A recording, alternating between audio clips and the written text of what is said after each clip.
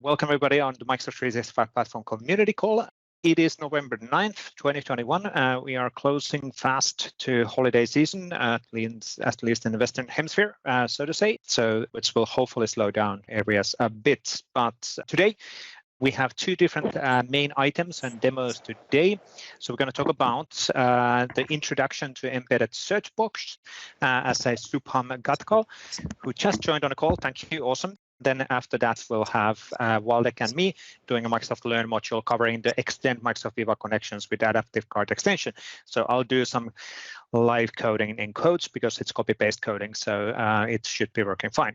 But we'll do a quick recap on the latest on Microsoft 365 news and updates on the Microsoft 365 platform. Some slides which we always repeat here, just in case, because there's new audience members always in these calls.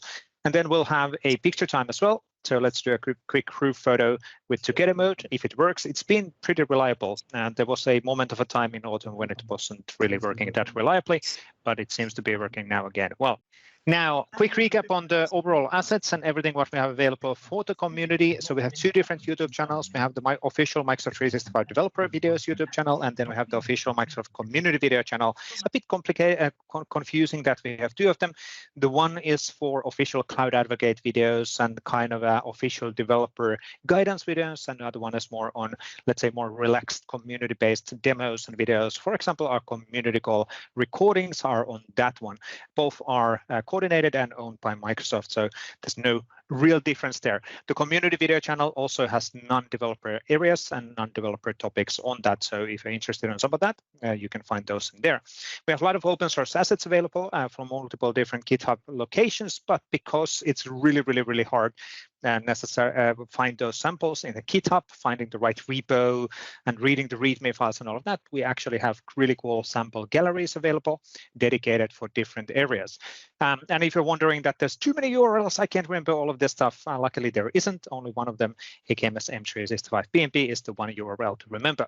And from there, you can then download invites to all of the community calls and get access on guidance, documentation, all of the open source assets, and so on.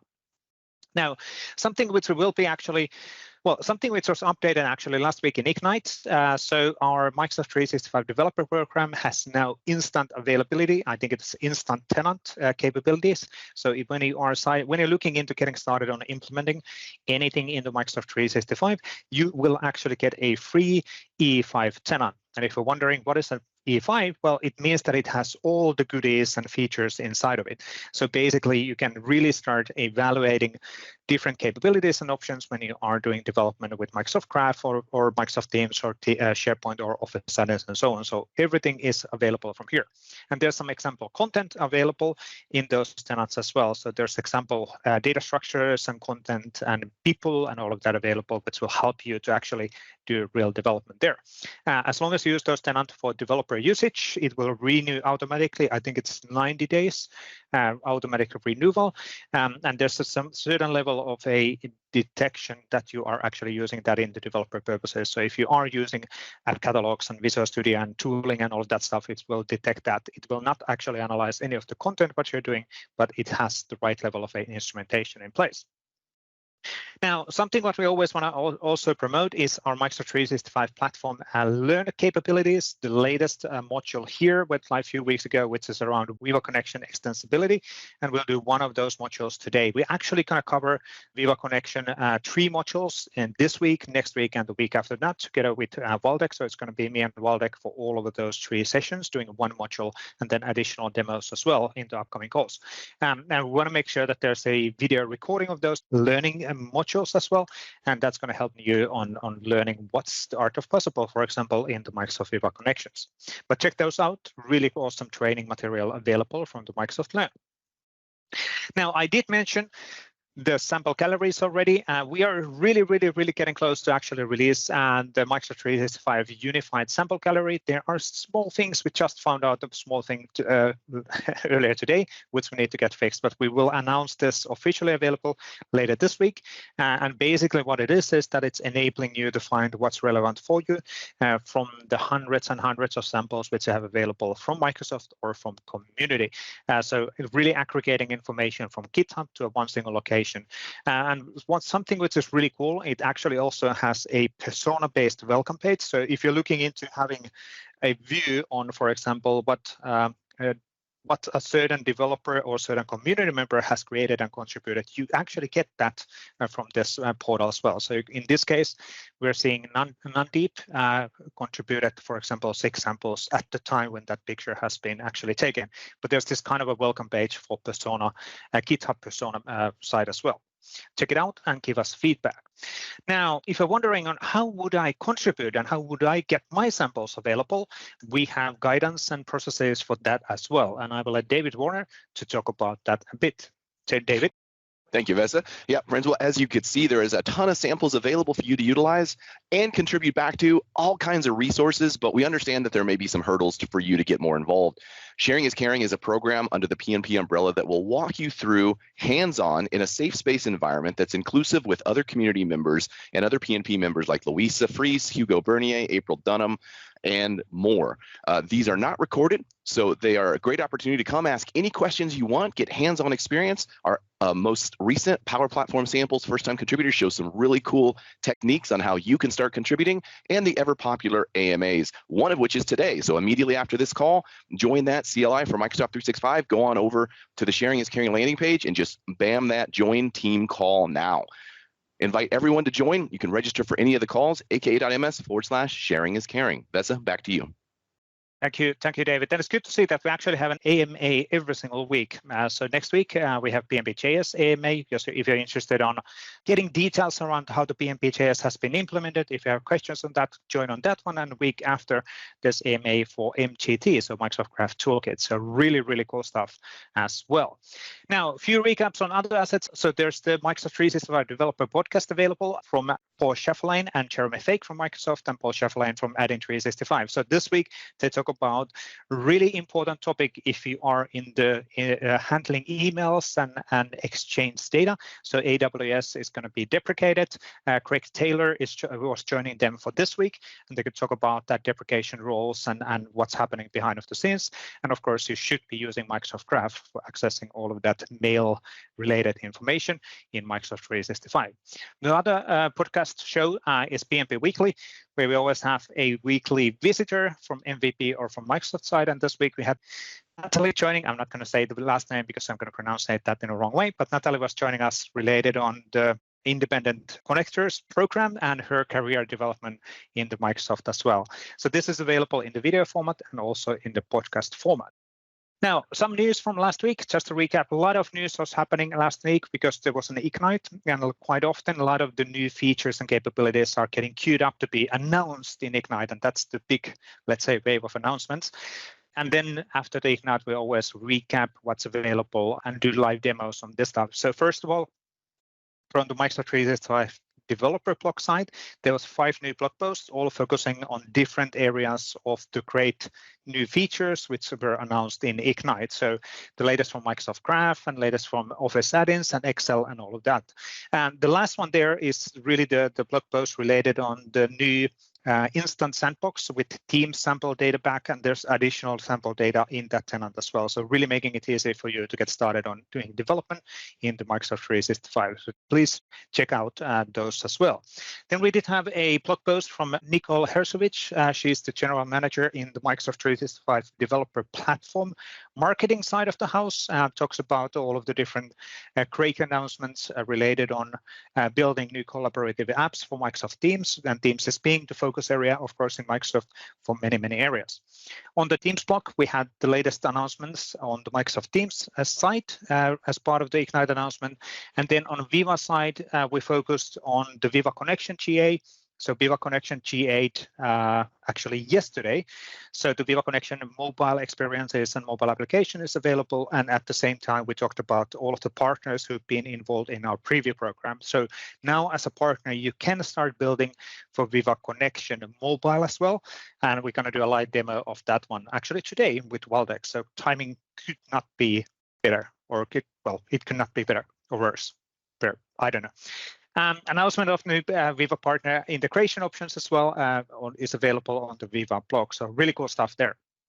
Now, before we go to the actual demos of today and coverage, let's do a quick group photo with all of the people in the call who are willing to enable their video. So I will actually start recording, and then I will move everybody to that screen, and we'll do some adjustments on to together mode.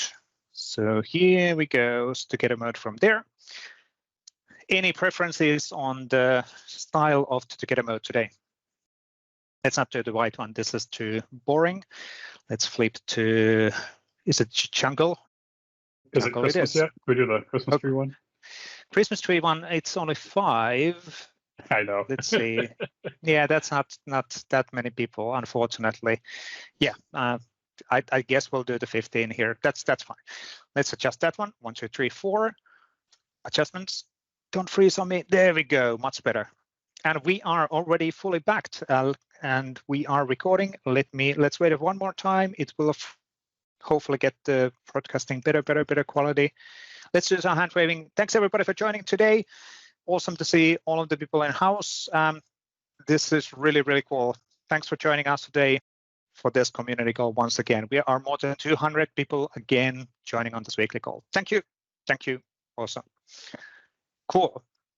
And by the way, I just heard that we're looking into having full house, potentially completely a full house in the Düsseldorf in the European Collaboration Summit, and also a lot of people joining on the Las Vegas conference as well. So if you're looking into in-person meetings and in-person community events, those are happening later this year, which is super great. We're finally getting over this really weird 18 to 24 months.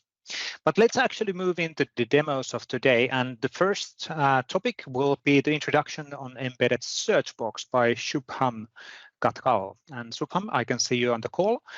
So feel free to start sharing your screen and take it away. Yep. Thanks a lot, Vesa. Pretty daunting that we have 200 people. I was not expecting. Thanks a lot, folks, for joining. I hope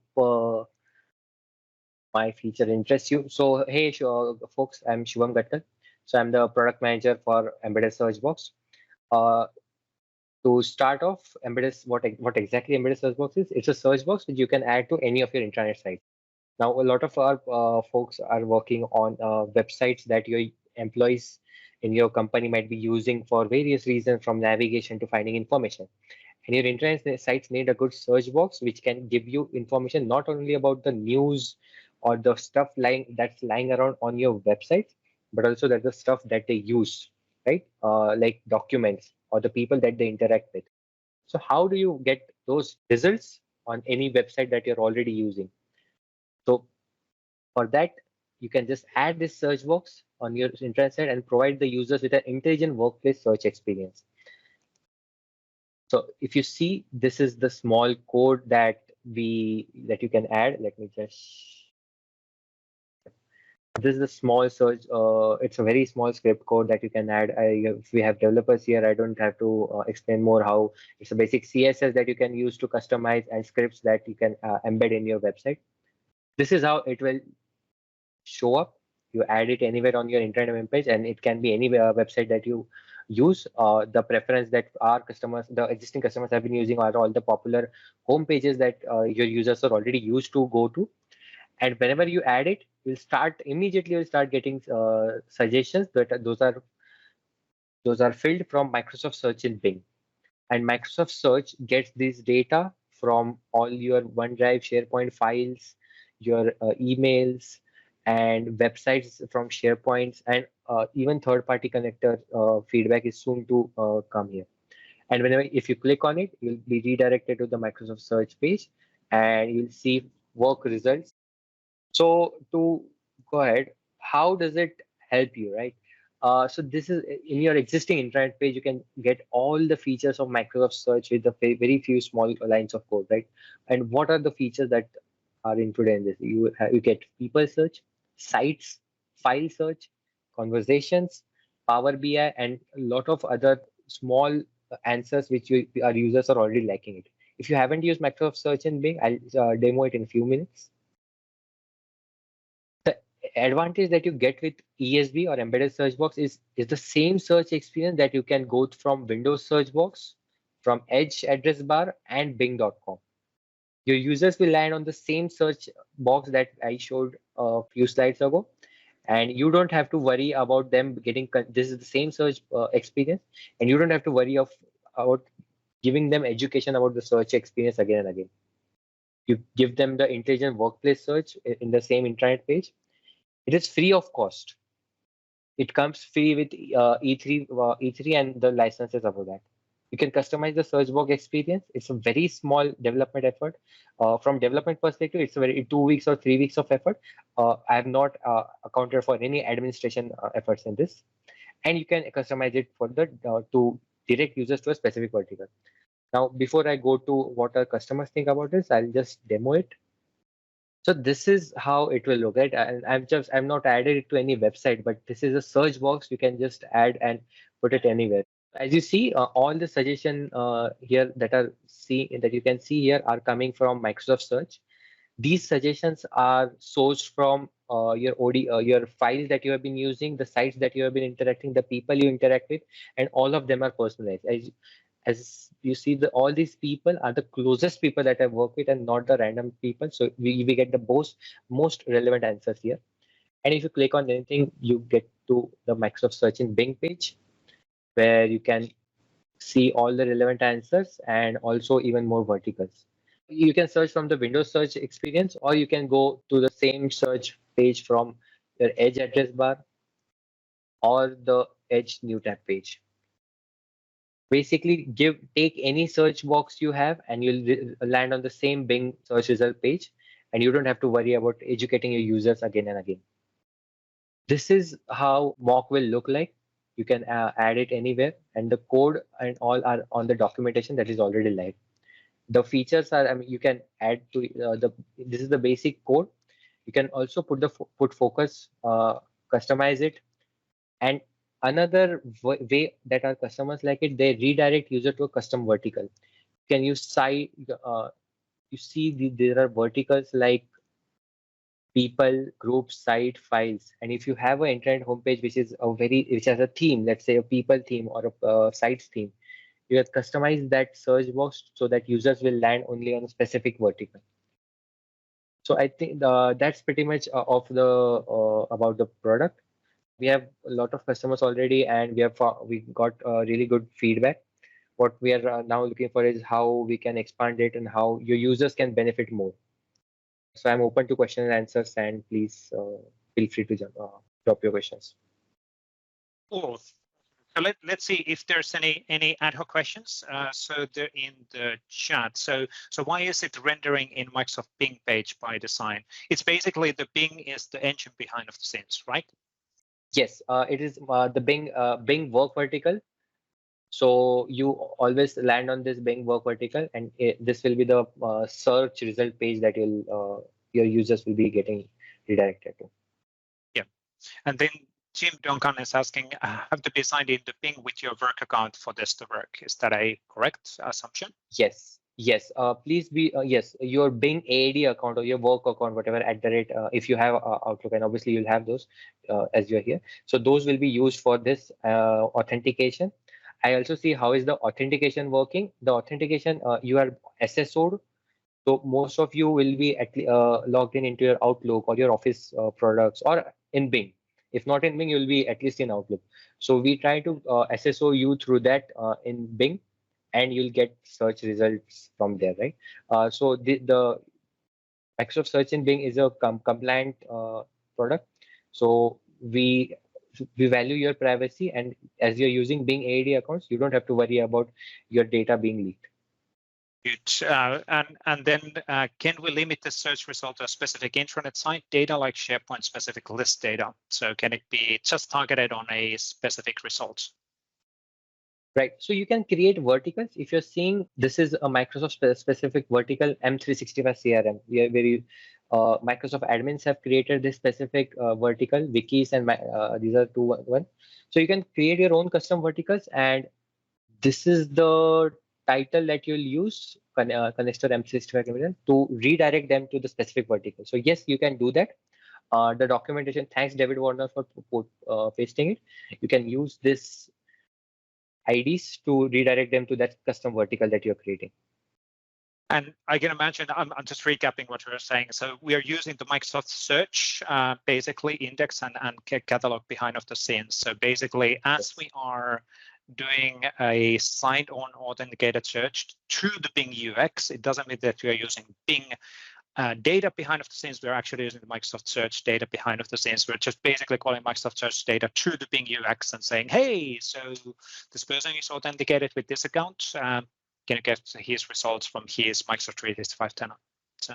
Yes, definitely, Vesa. That's exactly right. So to add on to that, as Vesa said, right, we are not using Bing public data, or we are not even exposing your data to public in any way. Privacy is something that we value a lot. So your Microsoft Search data is coming from your AD accounts, and those are very private to your enterprise. The data it's not even visible to us. It's kept private, and we don't we don't use that kind of data. So that data will be private. In additional, the advantage that you get in rendering it on Bing is that you get web-related experiences which can be merged with work. So we're working with on vertical various features where we are trying to merge web and work experiences to give you combined advantages. Right? I don't want to go into that. It's kind of it's not on the track I'm talking about right now, but you can explore Microsoft Searching Bing. It's just about a work vertical that you can go and explore on Bing. You'll have to use the AD account. I think this is still so the questions related on the comments related on security and privacy and everything else. So just to be clear, Bing is not the engine what we're using here. We're hitting the Microsoft Search. Bing is just a UX. Then as you're signed in towards your Microsoft 365 account, we're just using then that to get to the Microsoft Search. So I understand that it might feel, let's say, a new way of approaching the data. So thanks, Vesa. And just to add on to that, we recently, I mean, I think last week in Ignite, we have made Microsoft Search in Bing applicable or available for even government cloud, right? So government clouds with their highest amount of security are also using Microsoft, will also be using Microsoft Search in Bing. So security should not be a major, I mean, it should not be a concern. If you have any concerns, right? The link that was posted has also other security and privacy related pages. You can go and see how it takes care of your security and authentication. Well, that's really good. So I don't see any other further questions on that one, so that's really good. And then it's me and Waldek who's going to take the stage from here on. So I'm going to share my screen again, and I can see Waldek on the screen. I'm not going to enable my camera just in case. Again, just concerned about the upstream from here. We should have a proper update on the network connectivity pretty soon. So the 100 down isn't enough currently. Anyway. So that's what you get when I had a 10-year-old kid. He's live streaming stuff.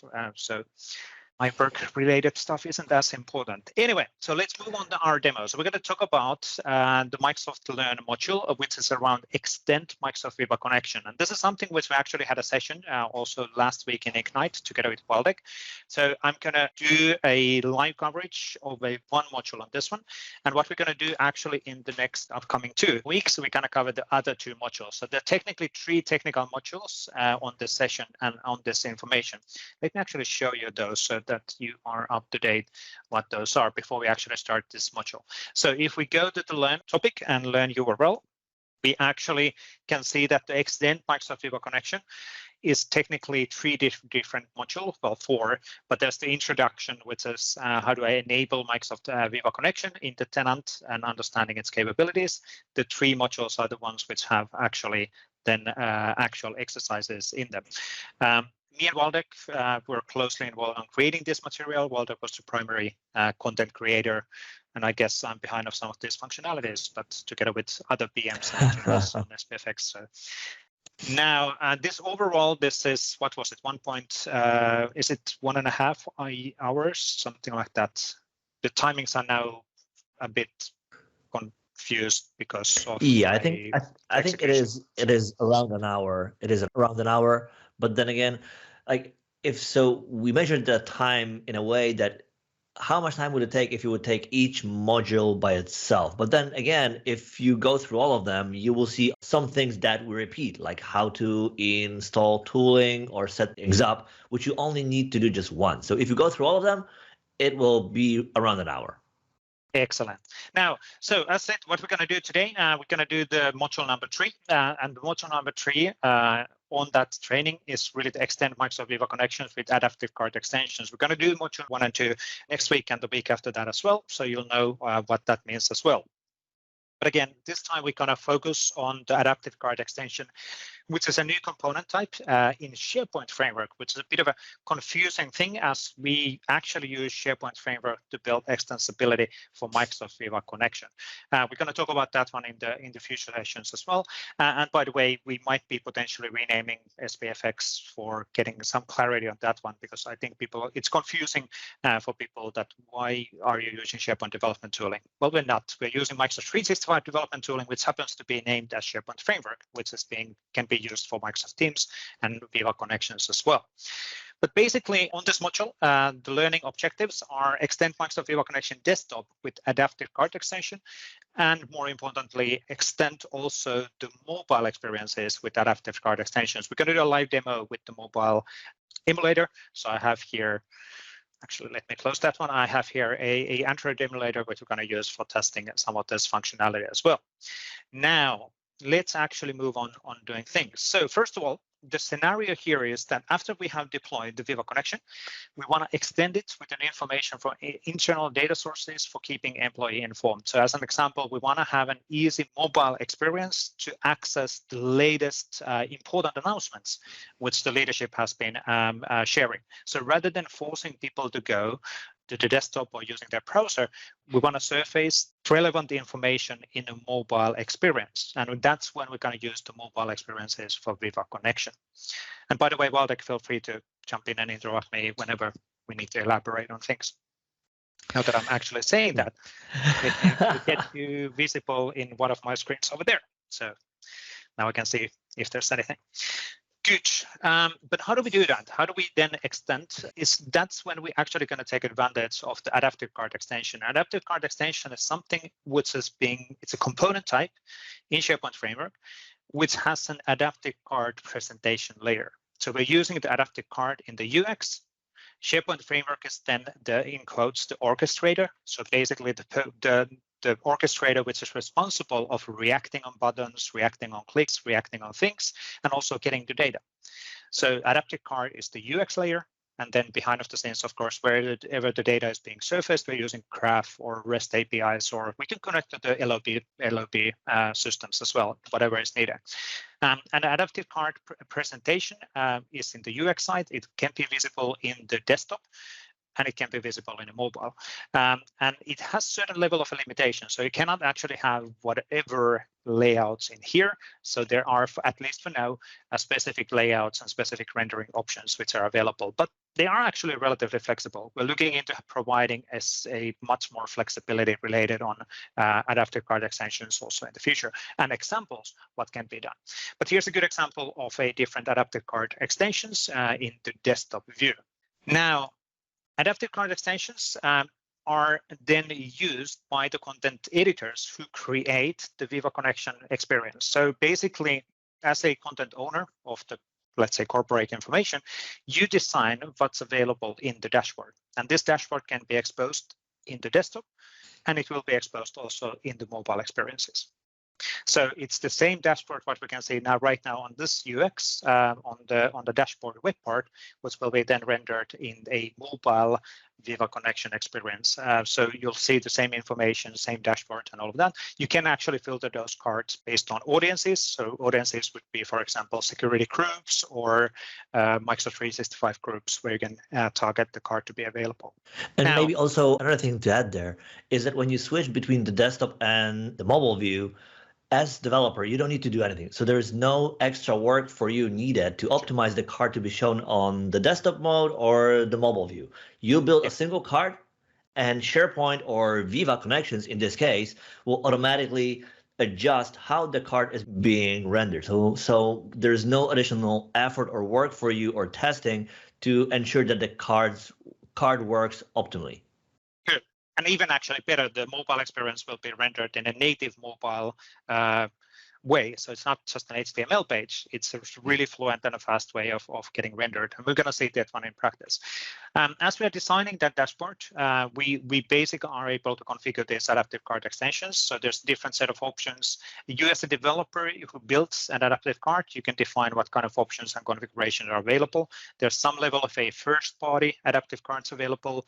There's some level of a second-party, which basically means not provided by SharePoint, but people from Microsoft for you to be available. And then there's the third-party cards, which are basically partners providing capabilities which you can acquire from app source or any other means from the partner ecosystem. And then you can configure. Why would you make a card configurable? Why would I make the card configurable? It could be something like what is the data source which the card will be connected into? What is the site? What are the news? What are the news types? Is it just specific set of news? Is it primary news? Is it well, there's whatever options. It's almost a similar way of configuring as the web part options in SharePoint portals. Right. So in other words, to make a card more versatile and more applicable to a broader range of scenarios as opposed to being a fixed item thing. Yes, exactly. Rather than implementing the same thing multiple times, let's make as the option to be configurable, so it's more adaptable. So based on the user's wishes on configuring that, and that could be images, it could be the exposure. Again, there's just unlimited potential on these cards as well. And now I already mentioned this, editors can target adaptive card extensions to specific audiences. Of course, if you have multiple quadrillion amount of audiences, it might be a bit complicated the currently way how we're doing this, but we're looking into making that a bit better as well in the future. Now, adaptive cards extensions use adaptive cards. That's pretty understandable. Adaptive card extensions use adaptive cards to render the UI, which is kind of logical. So it's the adaptive card technology, which is available in adaptivecards.io. And the same technology which we use in Outlook and in Bot framework for rendering the UX is available in here. So in here, we basically have the card view, which is on the left, which is adaptive card. And then we're able to use quick view, which is fully flexible adaptive card options. And then from there, typically we can transition to the actual application. So basic flow here is that the card is easily available in mobile. Quick view is kind of a quick view on the actual data around the application. And then as needed, if needed, if the quick view doesn't expose you to the needed steps and functionalities, then again, flip to the actual personal application or a bot to do whatever you want to do if it's not exposed as an option in the quick view. That's kind of the way of thinking this as a whole. But the basic idea, again, is that in a best case scenario, you don't need to go to the actual complex application, which is the right side in here. You can do the basic approvals and functionalities as needed directly in the mobile experience. And then, of course, adaptive cards can link into other resources. So they can access Teams personal application, bots, and web apps as you click forward on moving to more specific things. So I think the well-being application will be, well, that will be shared later in the GitHub. We use that in the keynote in Ignite, Jeff Teeper's keynote.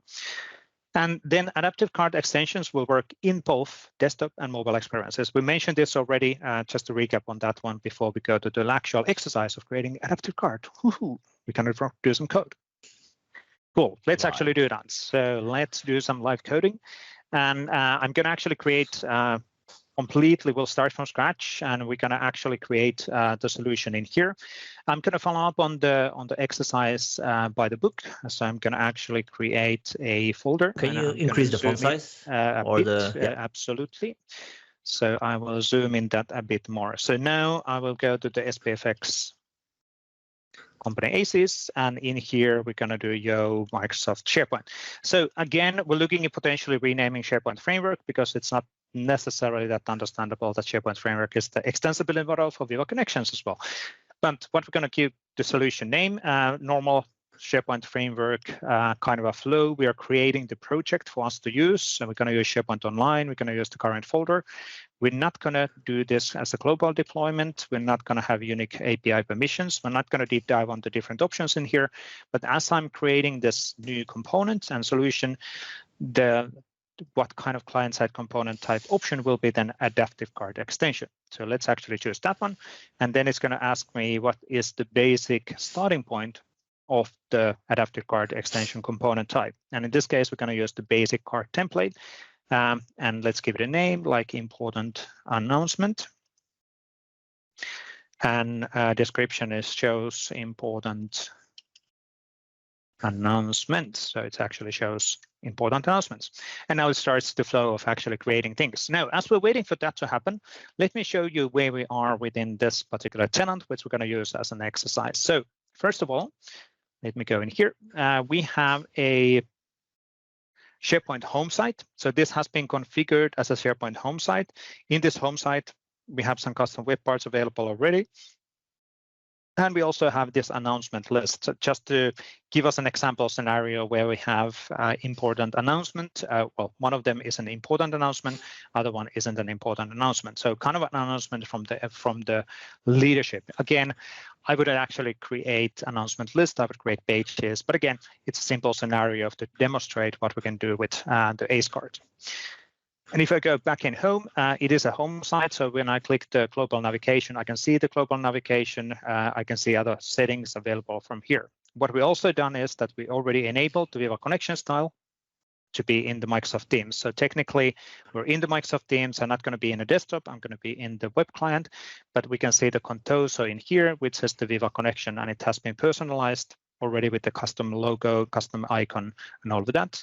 And it has all of the different functionalities available. Let me actually refresh so we get the global navigation to work as well. There we go. Dun, dun, dun, dun, dun. But we can see the SharePoint portal inside of the Microsoft Teams already exposed with the personalized icon and functionalities. That's interesting that it's planned. I don't know why. Some questions from the audience. So number one, does the home site need to be a root site in your tenant, or can you designate any site as a home site? And is there any effect or any impact on choosing a non-root site as the home site? I'll answer this one, and then let's try to focus on the exercises and do the questions in the end. But any site can be set to be a home site in a tenant, so it doesn't have to be the root site. Quite often, people want to use the root site. In this case, it's just intentionally actually not the root site. So it's just site/home. Technically, we'd be able to flip the home to be the root as well. So that is supported in SharePoint Online nowadays. So there's multiple options how to make this happen. But I know that there's a lot of questions. Waldek, if you don't mind, let's try to do the exercise and then come to the questions so we don't run out of time again. Yeah. So we have a bad habit of doing that. Good. So let me go back in here. And then the scaffolding has been completed. So I will then open up the Visual Studio Code. I'm going to use the dark one now, so I'm not going to go in the Microsoft Learn recommendation, but I'm going to zoom out this a bit so we understand what's actually happening. In Ignite, we were told to use the white background, but it breaks my eyes. I just can't do that, so it just makes me feel bad. But the primary structure in here, I'm not going to go deep dive in here. If you're familiar with SharePoint Framework, you know that we have a package solution, and which is kind of defining how the solutions are being packaged. So basic structures and everything is exactly the same, again, because it's SharePoint Framework solution. But now we have this adaptive card extension option. And in this case, we have now created the important announcement adaptive card to be available. It's the extensions in here. So let me actually modify this a bit. We want the surface, the important announcements from the announcement list. So therefore, we want to use the SP HTTP client. So I'm going to actually import that to be used in my code. We're going to actually introduce an interface, which we're going to then use to store the information about the announcement, which we're going to load directly from the SharePoint list. So I'm actually going to have that interface with the title and URL. In this case, that's the information what we're going to use from the list data. Then we want to modify our existing adaptive card extension state, not to be about description, but we want to actually be the state about the announcement itself. So about the title and URL, which we actually can see there. And then we need to a bit modify the on init. So we basically just modify that to be this state modification. I'm going to actually overwrite the whole on init. So just in case so I don't actually mess up the demo. But basic change here was that we are setting the announcement to be undefined rather than what it was related on description. And then we can see that we have a function which is around fetch announcements, which we haven't implemented. So we need to implement that. Let me copy that code also from the code, from the example. And let's have a look on what we're doing here. So let me hide that one. And let's have a look on what we're doing. So we're opening up we're using the SPP HTTP client that takes care of our call against the SharePoint. We're not using BMP.js in this case. So we're going to stay in this kind of a native, what's happening behind the scenes. BMP.js, absolutely brilliant stuff to use as well. But we wanted to keep this as simple as possible. And then we're hitting that absolute URL of the site, hitting that announcement list and getting that announcement where the important tag is being true equals 1. And we're going to select title and ID. So basically, we're getting the information from that list. Hold it. You breathe. Correct. You wanted to say something? Yes. Yes. No. Well, no. So I wanted to ask, like, what is the special thing about the SP HTTP client, and is that if that is the only way for us to be able to use REST in SPFX? That helps on the authentication side of the house. So basically, it makes the authentication and towards the SharePoint online to be, yeah, you don't need to worry about it. It's just hidden completely and abstracted from you. Again, BMP.js is a great option when you're hitting Graph, which is absolutely a great option as well. When you're using Graph, then we have a separate Graph client for that as well. And the key point here is to really abstract the authentication, potential authentication complexity when you're hitting this or getting the information. Cool. That's all we're going to do actually in here. So we're going to get the data, we're going to get the title and the URL of that announcement. So making sure that's with us. And then we're going to start doing a bit more modification. So let me actually modify the icon property here. So the icon property is basically visible in the top left corner of the card. So then we're going to do a warning there. So we're kind of notifying, hey, this is an important thing for the end user. So that's pretty much a simple thing what we're doing here.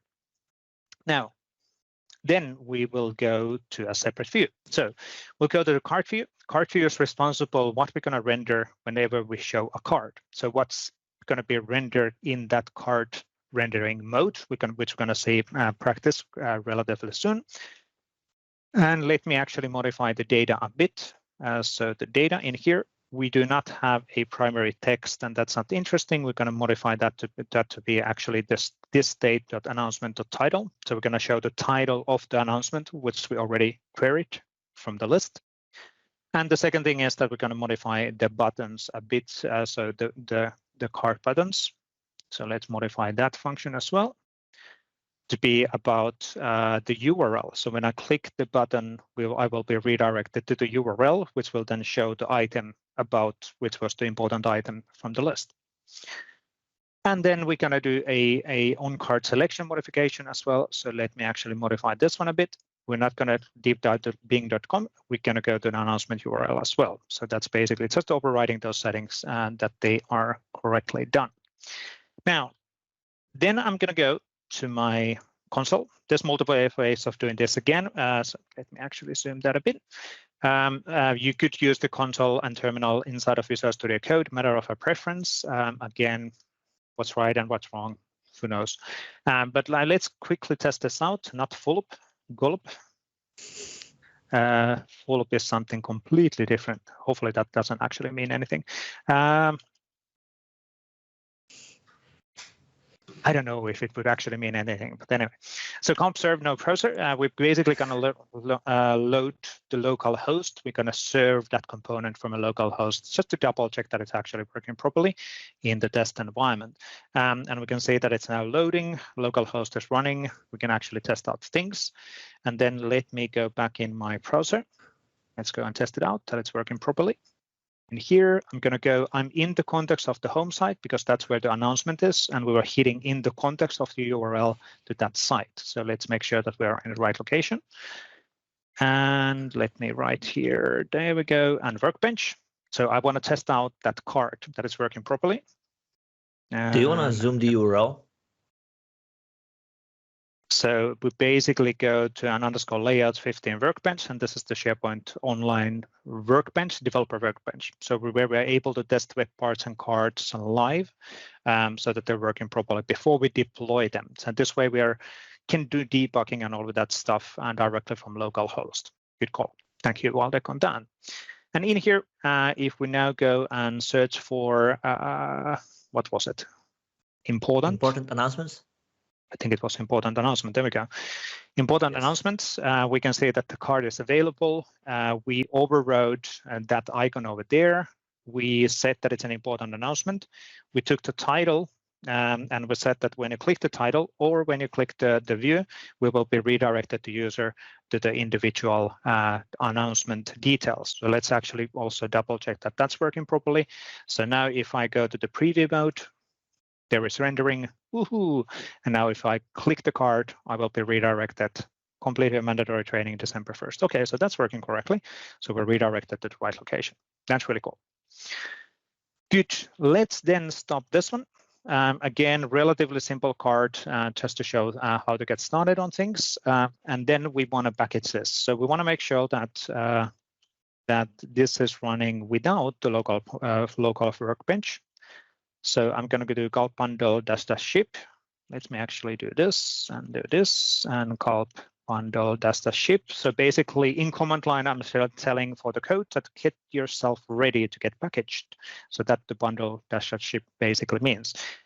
And then we're going to do another command, which is gulp. Let me actually carry that as well. And gulp package solution and -ship. And that's going to then package us an SPPKG file, which we're going to then install to the actual tenant. So this is now fully contained solution package, and that's the cool thing about this one. I can send it to anybody else as an email or attachment, and they can just install that to their tenant, and then it's going to work, hopefully, if I didn't do any mistakes. Well, we tested out, so it should be working fine. So let's actually double check that everything is working. I'm going to open up my file explorer in that folder. And I'm going to go to SharePoint folder. I'm going to go to solution folder. And then super small there, we can see an SPPKG file, which is the SharePoint packaging file. It's actually a zip file, but it's renamed to be with a fancy extension. Sounds cooler than a zip file, right? Now, what we're going to do is that we're going to go to the app catalog. It's much cooler. We're going to go to our app catalog. And again, it's a bit confusing where we are doing a Viva Connection extensibility. We need to install that to the SharePoint app catalog. Potentially, this is going to be all renamed in the future as well. We'll see. I'm going to install the SPPKG file to the app catalog. It's going to tell me that, hey, there's the package. This is going to be hosted automatically from SharePoint Online. So the hosting is automatic for SharePoint Framework components, which is really the key benefit of this implementation. And then I'm going to say deploy, and that's going to then deploy that to be available to get installed on a site level. Cool. Package is there, looking pretty promising, but let's go and check it out and test it out in the site. So let me go to the home site again. Our objective was to put it in dashboard. So I'm going to go in the gear whenever the gear loads. There we go. So I'm going to go and set up a Viva connection. And by the way, the Viva connection configuring options is visible here after you have enabled site to be a home site. So you need to define the site to be a home site. And after that, there might be a delay, a small delay on there. I think the documentation says up to 24 hours delay, which is pretty horrifying. But I think it was 30 minutes at least for me to get this link visible. There's just timer just behind the scenes running. And then after that, you can get to the Viva connection. And I can see view dashboard. And then we can start designing of the experiences for our tenant. And this tenant will be relatively simple. So we're going to edit the dashboard. We're going to add a card. And I think it was important. Correct. Oh, but I didn't install that. Just following up on the guidance. Debugging line. Solution. Yeah, so there we go. Debugging line, it would help if you read the manual. So we need to install that to the site. So we haven't installed the solution to the site, so it's not yet available in the site. So what I'm going to do is that I'm going to go to the site contents, install an app, and we can see that from my organization, we have that available. So this is the ACE client-side solution. I'm going to add that one to my site. There we go. It has been added to the site in the site content page. Let's go and check it out. It's available, getting installed. And there we go. That's now available. I already had the custom web part here available as well, just to demonstrate that you can customize the welcome page. So now let's do this one more time. So that's the custom web part. Let me go whenever the gear is coming back. 1, 2, 3. There we go. And set up Viva Connection, Viva dashboard. And now if I edit this, if you go here and do it again, important, well, we can see it already over there. There we go, important announcement. And when I click it, it works. Woohoo. So there's the card. And now I can do republish. And then we're going to test it out in a mobile as well. And basically, if I now click this one, I will be redirected to the news article. So that's cool. That works. And now if I go to the home of the site, we should be able to see relatively soon. There's a small delay again on the caching, and that we can see that the dashboard is now updated. So we can see the card over there. If I go to Microsoft Teams in the mobile, in this case, also in the mobile site, let's actually do a refresh here. We can see that the dashboard is updated as well. So we designed a new version of the dashboard. And now the exciting part also is that if I go into, let me actually close up.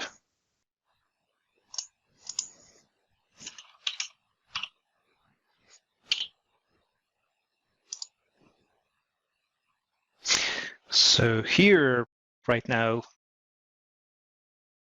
we are copying and reloading the whole Android SDK or Android experience. And I restarted the actual Contoso behavior here.